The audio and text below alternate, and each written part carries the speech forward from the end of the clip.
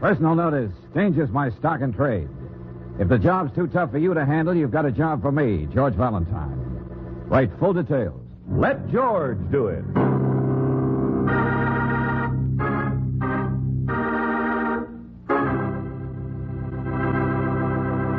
Tonight's story, Christmas Letter, a transcribed adventure of George Valentine.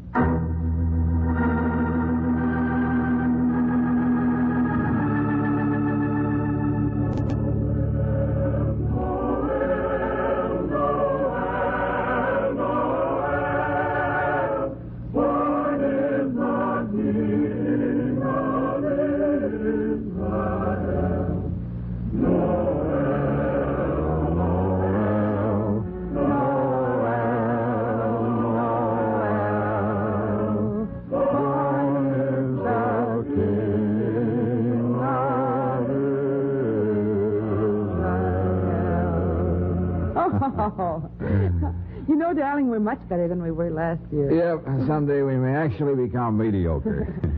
Any more of those silver thingamajigs? This branch looks kind of gone. Oh, wait a minute. Yes, here we are. Ah, good. That's better. Anytime you're ready for the big star, let me know. Uh-huh. Hey, those letters you picked up in the office this afternoon. Now, George. Well, I was just wondering if there could have been anything important in them, that's We all. decided not to open any mail until after Christmas, and so I'm Well, not... I was just wondering. Of course, I did wonder about the one from Japan. What? The return address reads Private First Class Dan Ferris, and his number was... Oh, Angel, surely someone writing to me all the way from Japan can't possibly get me out of your apartment on Christmas Eve. Well... And a letter from a soldier. All right. Here it is. Let's see. Dear Mr. Valentine, I remember reading your ad in the paper when I was still back home and knowing you're an ex-GI. I think you might want to help me because I sure do have a job that's too tough to handle. In fact, from this distance, it's impossible. So here's something I would like you to do for me on Christmas Eve. Oh, no. Don't read any farther, George. Enclosed, fine $20. It's to cover the expenses of taking out the most beautiful girl in the world. What's that? Buying her an eggnog or two, listening to some Christmas carols. You get the idea. Anyway, her name is Lucy Rand, and she lives Darling, at please don't read any farther. the enclosed address. You'll be doing me a big favor if you'll be my proxy this Christmas Eve and write me all about it. Very truly yours, Dan Red Ferris. Well, Proxy. well, a boy who's obviously pretty lonely Yes, but I thought we were going to on spend... Christmas Eve. Come on, stop talking so much. Oh, no, hey, wait a minute. Not you, me. Red said I should take out his... We're going. Christmas spirit is fine, up to a point. But that does not include a date with the most beautiful girl in the world.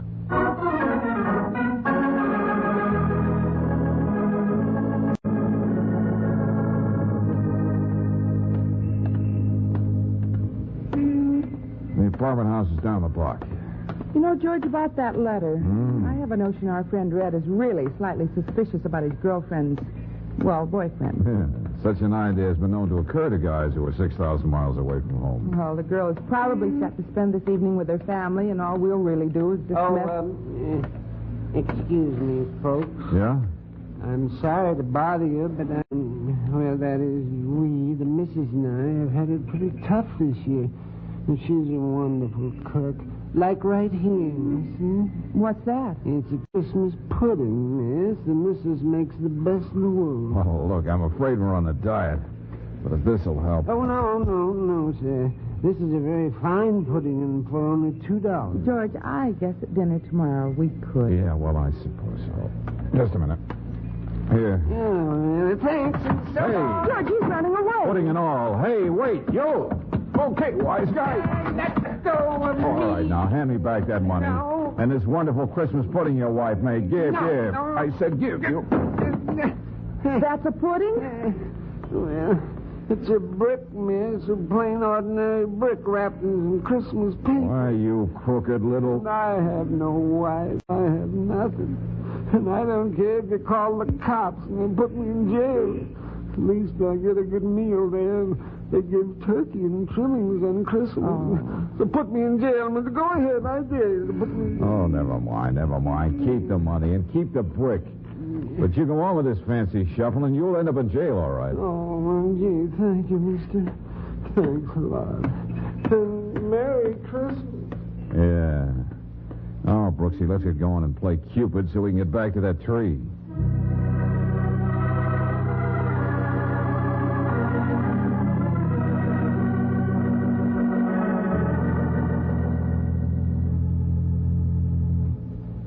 Well, thanks very much, Mr. Valentine, but I already have a date for this evening. So you said. This boy, Red, he has no hold on me, you know. Not at all, Miss Brooks. Well, the only thing we know, Lucy, is what he wrote us in that letter. Well, I don't even know why I started writing to him. One of those silly things. A friend of a friend of a friend of mine is engaged to a boy in Red's outfit, and she said boys need cheering up. So I wrote to him. He's nice and sounds like fun, but that's all. Yeah, well, Red must have taken some things for granted, I guess. Well, he'll just have to get over it. After all, I didn't make him think I cared. I see. And as for tonight, I'm perfectly all right. I'm in good hands.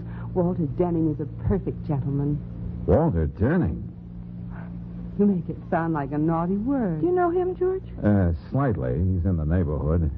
Tall, handsome boy, sharp with a buck. Why, he's not. Wolf by avocation and vocation and inclination. Stop that. Small-time impresario. How's his big girly act coming along? Denning's Delectables, isn't it? Playing at the Blue Grotto? He's doing very well, thank you. I've had a very busy day. Selling in a department store on the day before Christmas is wonderful for a girl's feet. So if you don't See, mind... this record here on the Victrola. It's nothing. The label says made at the YMCA Tokyo, Japan. Something Red sent you? But yes, it came today. A Christmas card, sort of. You can hear it if you want. There's nothing too personal in it. I'll do it, George. Hello, Lucy. I don't really know what to say into this thing. I guess pretty soon it's going to be Christmas. But here it isn't very much. So a fella gets to do a lot of thinking and hoping, remembering. When I do that, I keep thinking mostly of the things you wrote me in your letters. I really don't even know what you look like, but I can imagine. And what I imagine is, well, when you listen to some Christmas music or see a guy in a funny red suit ringing a little bell in the street, I hope you'll think of me. Well, I'm running out of time, and so... I guess he overran his time. Yeah. Well, come on, Angel. Lucy, I didn't mean to shoot my mouth off about this Denning guy. I know. That's what people may think of him, but he's in love with me. He's sincerely in love with me. Are you sure, Lucy? Wait a minute. Here. Take a look at this. Engagement ring. Walter gave it to me a week ago. I notice you're not wearing it. Well, I told him I wasn't quite sure of how I felt. He wanted me to take the ring and wait, so I'm to give him my answer tonight. And? Well, he's waiting for a divorce, so he isn't free to marry me yet, but he will be in a month or so. He's taking his troupe on a road tour the day after tomorrow, and he wants to give me a job and let me go along.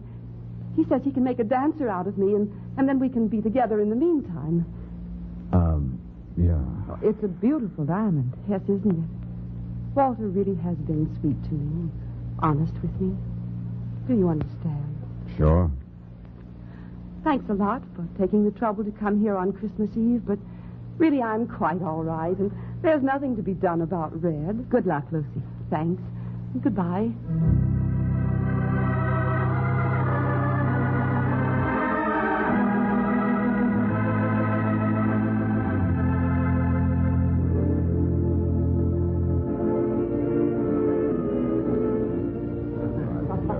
Uh-oh.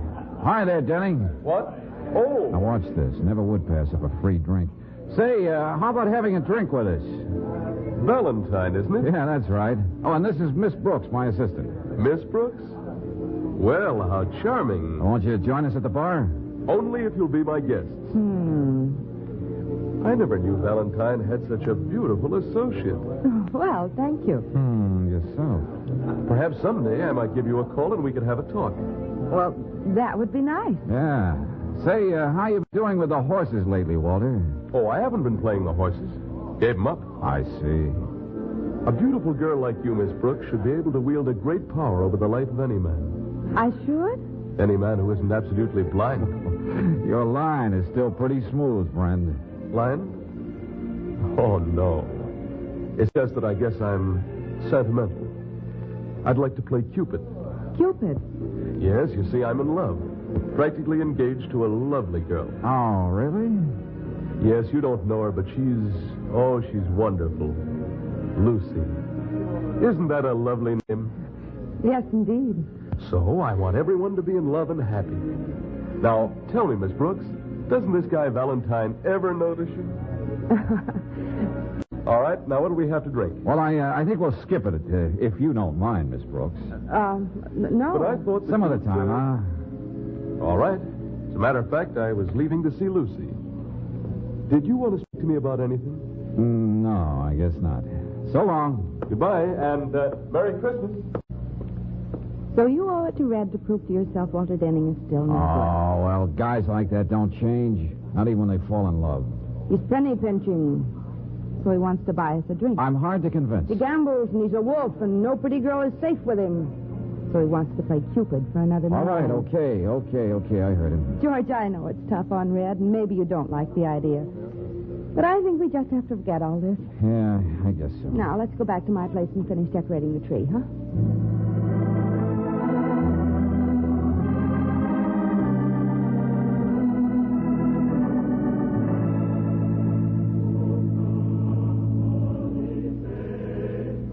Well, the lights are all set. Wait a minute, I'll turn them on. Oh, aren't they beautiful? Yeah. The whole room is so peaceful. Darling. Christmas Eve. Frankly, I'm glad all the excitement is over. Ah, yes, so am I. Did I speak too soon? Let's just keep quiet and they'll go away. Oh, no. We'd better do something about this. Oh. Yes, officer? Valentine? Your name's George Valentine? Yeah, that's right. Won't you come in? What is it, George? Just a minute, Brooks. I hate to do this on Christmas Eve. The tree looks real pretty in there, too. But there's a warrant out for your arrest, Mr. Valentine. Arrest? There must be some mistake. What for? Now, take it easy. How should I know what for? There's a warrant, all right. Sworn out by somebody named Lucy Rand.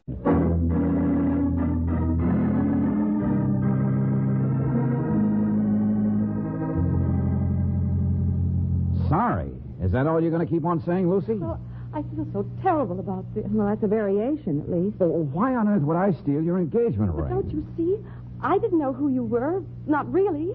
I thought coming here with a letter from Red was just a trick, and I did show you the ring, and then it was Oh, gone. now, look. Now that the police told me you're all right, Look, Lucy, I realize that the ring must be an expensive one, and you were upset, but I still No, don't... it's not that. But you see, I'm supposed to give my answer to Walter tonight, and I don't want to be influenced because I don't have his ring. You mean you have some doubt about what you should say to Walter? Hooray for our side. Well, I didn't say that. Uh-huh. Now, George, stop it. Walter Denning seems to be a perfectly charming man. He is. I know he is. But... Hearing from Red and the record he sent you, that didn't make you doubt your decision a little, did it? Oh, of all the silly...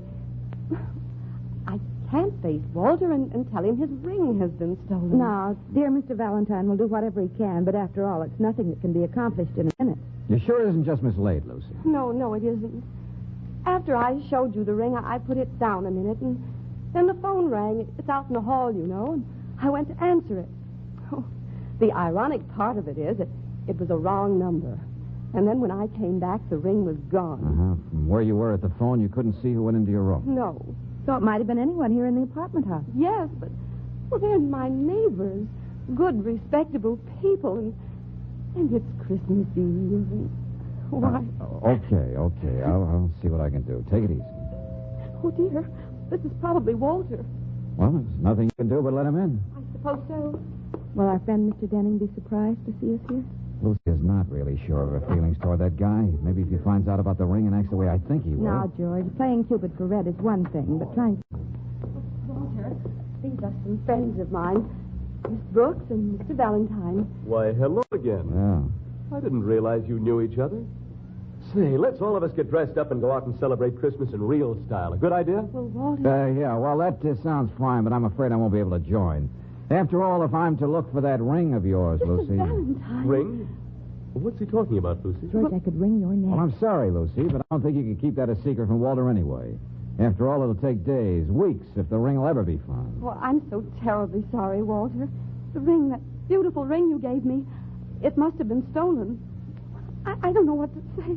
Don't say anything, darling. But the ring, I know how much it must have cost you, and I... Do you think it's really important to either of us? Well, I don't want anything in the world to make you unhappy for 1 minute. oh, Walter. You're more important to me than all the rings in the world. So, come on, snap out of it, honey. You mean that, don't you? Of course I do. Oh, go home and dress up, darling, and pick me up later. We're going right out and celebrate our engagement, with or without a ring. What? Darling, Oh, I still wish you folks had joined the party. No, thanks. Come on, Brooksy. Coming, Cupid?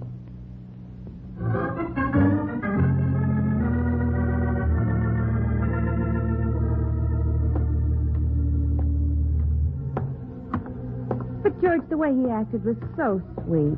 Not a peep out of him. Any girl would melt at such a sign of devotion. Yeah. And I thought he'd yell like a stuck pig. Let's get out of here. Go back to my apartment and finish decorating the tree. You know, that's beginning to sound like a chorus of a song. Let's go back and decorate the tree. Well, I suppose that's all we can. What is it? Look, in that corner. The neatly wrapped Christmas pudding. Somebody in this house must have bought it and then threw it away. Could be, but it's still unwrapped. So maybe our little salesman came here to sell it, threw it away himself when he got something that would bring him more money than 1,000 puddings. The ring. He must have stolen Lucy's ring. Uh-huh. He was headed for jail. If he isn't in jail already, maybe we can get the ring back in a hurry. And maybe if we do, it might still keep Lucy from being too grateful for Walter's understanding.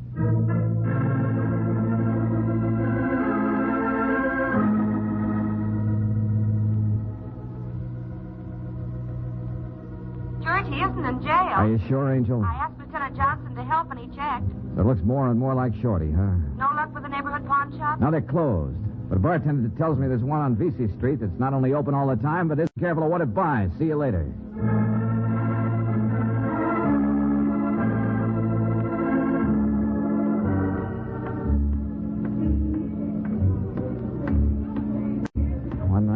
South. That should be right down here.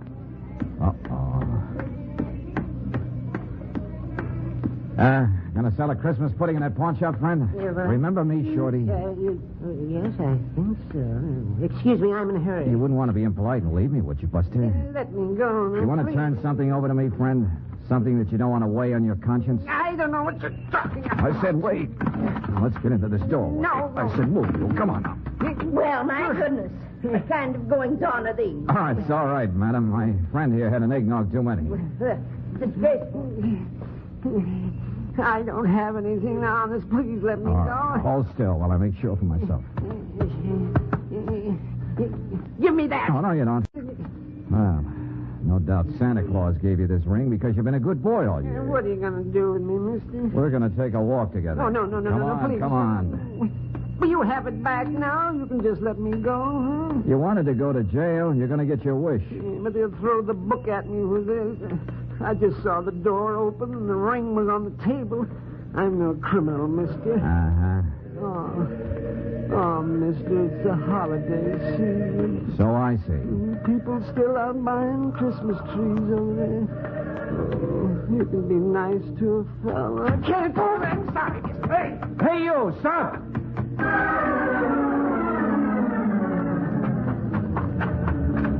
Oh, he would run in there. All those trees. Evening, Mac. Like something in a silver tip? No, Buster. Half price, Mac. I got some of the nicest Douglas. I said I'll see you later. Hey, look out. You knocked down a tree. Oh, this is great. Try and find him in here. It's a regular forest. Maybe through here.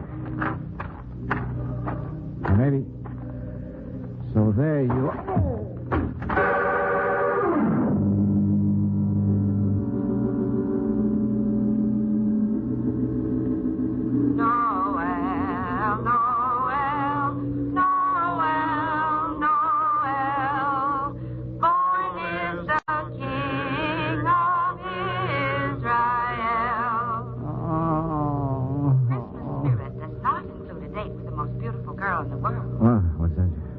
Hey, mister. Mister, please. Please. Can't somebody turn that thing off? Oh, gosh, Mac. I thought you'd never come out of it. Oh, it's you. Yeah, that fella must have been hiding in the trees, and he stole my wrench. Wrench? Yeah, I was fixing my truck when all this started. Had a wrench laying on the top of the cab. Let me sit up. There. Now, wait. Huh? All right. Guess I didn't really expect to find it. What are you talking about? Oh, a charmed circle, a lover's vow, a maiden's dream. Hey, you ought to find yourself a doc right away. Oh, no, thanks. I got to give the police a description of a pudding salesman.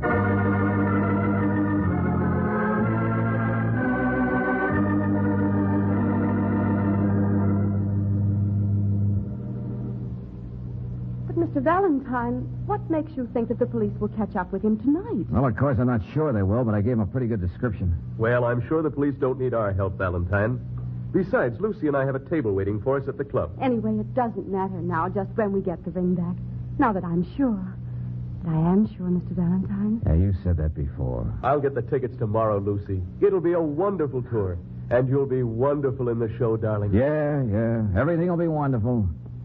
You won't forget to write to Red, eh, Lucy? Oh, no. No, I won't forget, and he'll understand. I know he will. Oh, George, Mr. Heller said he'd be here in a little while. Mr. Heller? Just a friend. Now sit down, all of you. We're going to wait for this. Just get up and I'll stop arguing before I lose my temper. Christmas Eve or no Christmas Eve. And I tell you, officer, I didn't slug that guy. Shorty. Well, it seems to me we're in luck. Well, look who's here. This is wonderful, officer. Come on, get in there, Shep. Yeah. He says his name's Shep Gilson. Now, welcome home, Shep. I didn't hit you, Mr. Valentine. I just kept on running. And I haven't got that ring. You searched the officer, didn't you? Yeah. The ring wasn't on him, Mr. Valentine. But he had plenty of time to stash it away somewhere. That's what probably happened. Yeah, we'll have a little talk with him down at the station house. And we'll let you know, Miss Rand. Oh, yes, of course. Oh, just a minute, officer. Huh? I'd like to talk to you and Mr. Denning a moment, if I could, out in the hall. Oh, sure. Oh, we'll leave the door open. The ladies will be all right with Shorty.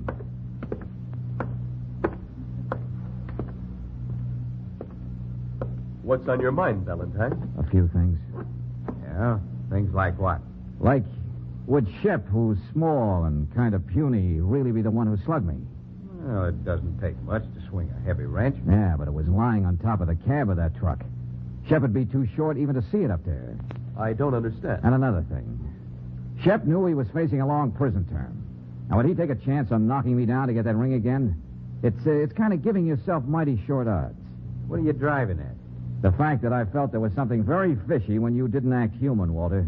Human? Yeah, exactly. I mean, when I told you about the ring being stolen. No matter how much in love a guy is, he'd still react normally. Be shocked or angry. Anything except the perfect gentleman with a noble speech. Oh, now look Unless here, there's a my dear reason. fellow. Wait a minute, Valentine. You mean... Yeah, you followed me ever since I left Lucy, didn't you, Walter?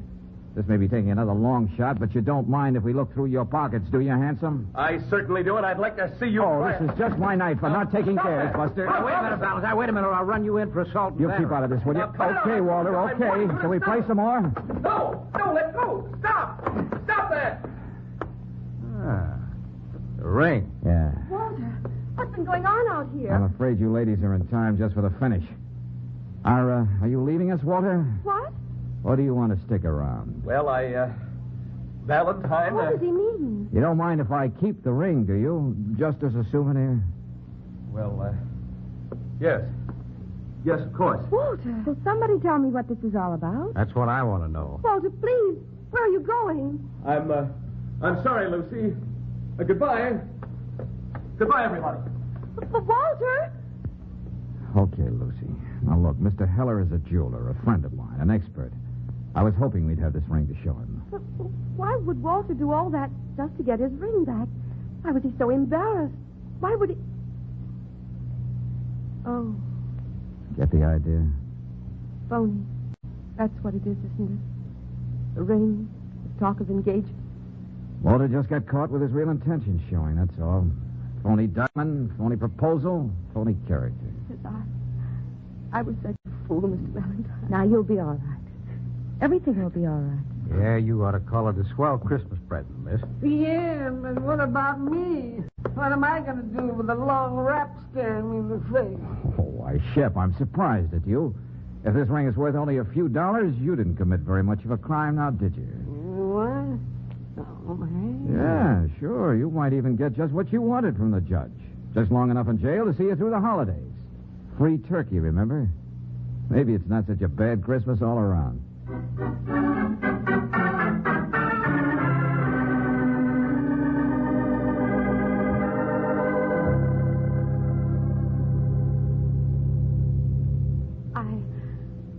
I never made one of those records before. Oh, it's very simple. Here, you just go in one of those booths. Then you draw the curtains, and you're alone with the one who's going to hear what you have to say. No, I want you and Miss Brooks to hear this. Well, I really do. Okay. Anytime you want to start. Dear Red, I don't really know what to say into this thing, but, well, maybe this was kind of a sudden idea. It's almost midnight. Christmas is almost here. Anyway, what I mean is, I've always thought that Santa Claus was a pretty old fellow with white whiskers and a big stomach. He isn't at all. He's a much younger man, and he has no beard. Tomorrow, Red, I'm going to send you a long letter. Come here, Angel. yes, George. There's so much I want to say to you. And here we go again. Back to decorate the tree. Yes, sir. Hey, you know, back in that tree lot, I picked up the one thing we need. See? Mistletoe. Why, George.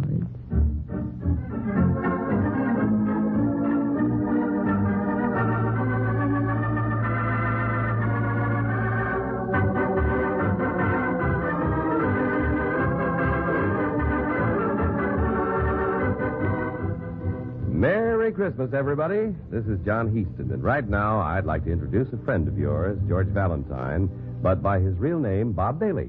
Well, this is our 5th Christmas together with you. And once again this year, speaking for myself and for everyone in our cast, we'd like to wish you the nicest, happiest Christmas ever.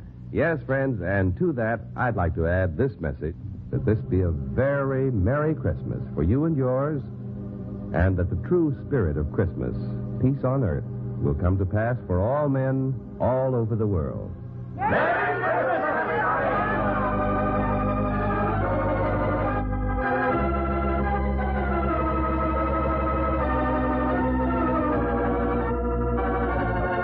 This is the United States Armed Forces Radio and Television Service.